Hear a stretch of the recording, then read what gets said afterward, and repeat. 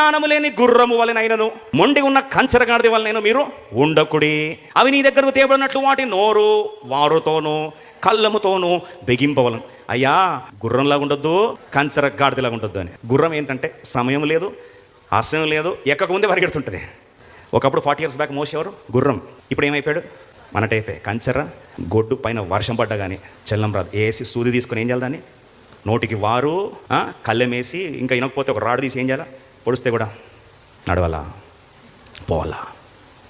వయసు బాలే, ఆరోగ్యం బాలే, టైం అయిపోయింది, నేను కాదు, చేయాల్సిన వాళ్ళు చాలామంది ఉన్నారు, ఇక నేను ఏం బాధపడతా, నేను ఎవరిని? ఎన్నో రకాల సాకులు చెప్పి ఉంటే ఆ ఎక్స్ట్రీము గుర్రంలాగా, లేకపోతే ఈ ఎక్స్ట్రీమ్ దేనిలాగా? కంచరగాడిదలాగా. మనకు అప్పుడు లాస్ట్కి కంచరగాడిదని ఏం చేస్తారంటండి? Don't force God to bring you in such a situation. నువ్వు రానంటే పిలుపులో రాజీ పడిపోయి, నాయన నువ్వు రానంటే నీకు ఫ్రీ విల్ ఇచ్చేసాను కదా నాయన, నేను గౌరవిస్తున్నాను కదా అని స్టార్టింగ్ అంటాడు దేవుడు. తర్వాత ఏం చేస్తాడు? ఎన్నిసార్లు గద్దించినా లోబడివాడికి మరి తిరుగు లేకుండా వదిలేండి ఆ మాటలు ఎందుకో. ఈరోజు మనలో చాలామంది ఉంటే ఈ ఎక్స్ట్రీమ్ ఉంటాం, లేకపోతే ఆ ఎక్స్ట్రీమ్ ఉంటాం.